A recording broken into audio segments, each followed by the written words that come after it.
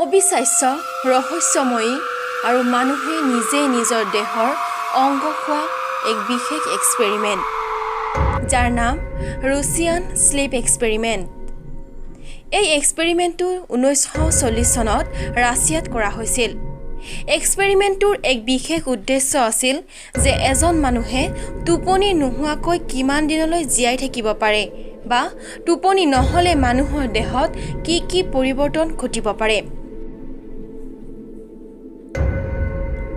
এই এক্সপেৰিমেণ্টটোৱে আছিল মানৱ দেহত কৰা আটাইতকৈ ভয়ানক আৰু অনিষ্টকাৰী এক্সপেৰিমেণ্ট। সময় তেতিয়া দ্বিতীয় বিশ্বযুদ্ধৰ সময়। দ্বিতীয় বিশ্বযুদ্ধত আবদ্ধ হৈ ৰোৱা 5জন সৈনিকক ৰাছিয়াত এটা বন্ধ কোঠাত সুমুৱাই ৰখা হৈছিল আৰু তেওঁলোকক কোৱা হৈছিল যে 30 দিন তেওঁলোকে টোপনি নোহোৱাকৈ থাকিব পাৰিলে তেওঁলোকক সেই বন্ধ কোঠৰীৰ পৰা মুক্তি দিয়া হ'ব। কিন্তু কোঠাটোৰ ভিতৰত এক মাৰাত্মক গেছ বিয়পাই দিয়া হৈছিল, যিটো গেছ অতিমাত্ৰা ব্যৱহাৰত মানুহৰ মৃত্যু পৰ্যন্ত হয়। সেয়েহে খুব কম পৰিমাণে সেই গেছবিধ কক্ষটোত প্ৰয়োগ কৰা হৈছিল। সেই কয়দীকেইজনক বাহিৰৰ পৰা নিৰীক্ষণ কৰিবলৈ সেই সময়ত কোনো ধৰণৰ CCTV কেমেৰাৰ ব্যৱস্থা নাছিল বাবেই কোঠাটোৰ কাষত অৰ্থাৎ চাৰিওফালে গ্লাছ লগাই দিয়া হৈছিল, যাতে তেওঁলোকক দিয়া আদেশ আৰু সকিয়নিবোৰ মাইকযোগে তেওঁলোকে গ্ৰহণ কৰিব পাৰে আৰু সেই আদেশ আৰু সকিয়নিবোৰ যাতে তেওঁলোকে ভালদৰে কৰিছে নে নাই সেয়া গ্লাছৰ যোগেদি তেওঁলোকক নিৰীক্ষণ কৰা হৈছিল। কিন্তু প্ৰথম 5টা দিনত তেনেকুৱা কোনো আশ্চৰ্যজনক আচৰণ তেওঁলোকৰ দেখিবলৈ পোৱা যোৱা নাছিল।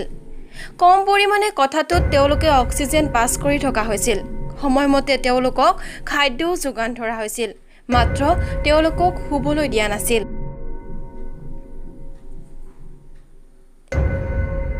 ষষ্ঠ দিনত সিহঁতৰ আচৰণত কিছু পৰিৱৰ্তন হৈছিল। এজন কয়দীয়ে কোঠাটোৰ ভিতৰতে জোৰে জোৰে চিঞৰিবলৈ ধৰিলে আৰু সেই কোঠাটোৰ ভিতৰতে দৌৰি ফুৰিলে। প্ৰায় 3 ঘণ্টামান চিঞৰাৰ পিছতেই তেওঁৰ ডিঙিৰ পৰা ভোকেল কৰ্ড অৰ্থাৎ স্বৰতন্ত্ৰীডাল ছিঙি গৈছিল আৰু সেইদিনাখনৰ পৰাই কয়দীজন নিমাত হৈ পৰিছিল।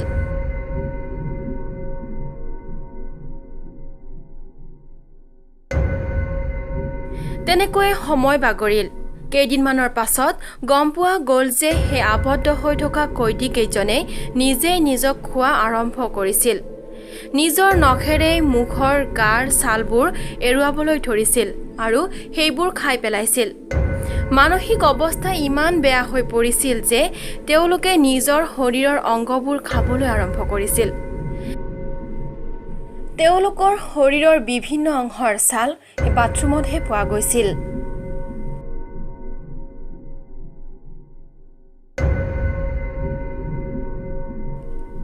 ইমানতে এই ভয়াৱহ এক্সপেৰিমেণ্টটো শেষ কৰিব বুলি সিহঁতক মাইকৰ যোগেদি কোৱা হৈছিল যে এতিয়া দুৱাৰ খোলা হ'ব। যদিহে সন্মুখত কাৰোবাক পায় তেনেহ'লে গুলিয়াই দিয়া হ'ব লগে লগে। তাৰ পাছত কয়দীকেইজনক বাহিৰলৈ অনা হৈছিল, কিন্তু তাৰ মাজৰ এজনে বাৰে বাৰে এটা কথাই কৈছিল যে আমি কেতিয়াও মুক্ত হ'ব নিবিচাৰোঁ। তাৰ পাছত সিহঁতক আকৌ সেই গেছ থকা কক্ষটোলৈ যাবলৈ দিয়া হ'ল।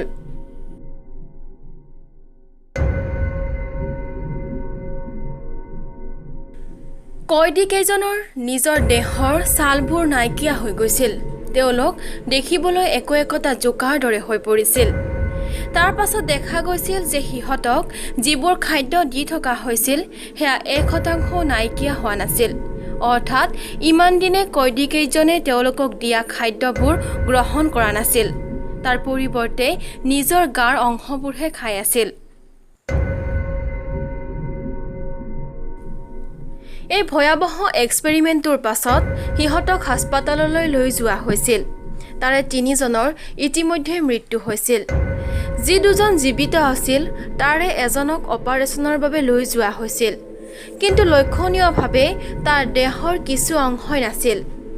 অপাৰেশ্যনৰ আগত জোৰ জোৰকৈ চিঞৰি চিঞৰি হাঁহিবলৈ ধৰিছিল, যাক দেখি ডক্টৰকেইজনে ভয়তে কঁপিছিল আৰু তেওঁক বাৰে বাৰে সুধিছিল যে কিয় এনেকুৱা কৰি আছে। তেতিয়া সেই কয়দীজনে কৈছিল, মই সাৰে থাকিম, মই সাৰে থাকিবই বিচাৰোঁ। ইতিমধ্যে দুয়োজন কয়দীৰ দেহতেই তেজৰ পৰিমাণ নোহোৱা হৈ গৈছিল। তাৰ পিছত সেই সৈনিক দুজনক জীৱিত অৱস্থাতেই পুনৰ আনি সেই বন্ধ কোঠাটোতে আবদ্ধ কৰি ৰখা হ'ল। আনকি কেইবাজনো ৰিচাৰ্জাৰকো ইয়াত সুমুৱাই দিয়া হৈছিল। বহুকেইজন ৰিচাৰ্জাৰে এই বন্ধ কোঠৰীত সোমাবলৈ বিচৰা নাছিল যদিও তেওঁলোকৰ যিজন হেড আছিল তেওঁৰ কথাত কোনেও পেলাব বা বিৰোধ কৰিবলৈ পৰা নাছিল। এজন ৰিচাৰ্জাৰ আছিল যাক সেই বন্ধ কোঠাটোত সুমুৱাই দিয়াৰ লগে লগেই তেওঁ বন্দুকেৰে হেডত গুলী কৰিছিল। পিছত কয়দীকেইজনৰ এই আচৰণ দেখিয়েই ৰিচাৰ্জাৰজনে সিহঁতকো মাৰি পেলাইছিল। এক্সপেৰিমেণ্টটোৰ বলি হোৱা আটাইবোৰ মানুহ আৰু যিসকলৰ গাত ছাল নাছিল, শৰীৰৰ অংশবোৰ নোহোৱাকৈয়ে জীয়াই আছিল, সেই সকলো মানুহকেই গুলী কৰি অৱশেষত সেই ৰিচাৰ্জাৰজনেই নিজৰ জীৱনো শেষ কৰিছিল।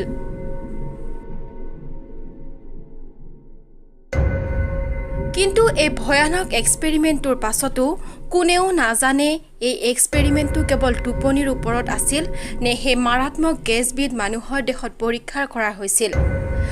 কোনোৱে ইয়াক কয় যে বিষাক্ত গেছবিধ মানুহৰ শৰীৰত দি দেহক উন্নত কৰিব চেষ্টা কৰা হৈছিল যুদ্ধত ব্যৱহাৰ কৰিব পৰাকৈ, আৰু কোনোৱে কয় যে এয়া টোপনিৰ ওপৰত এক বিশেষ এক্সপেৰিমেণ্ট আছিল।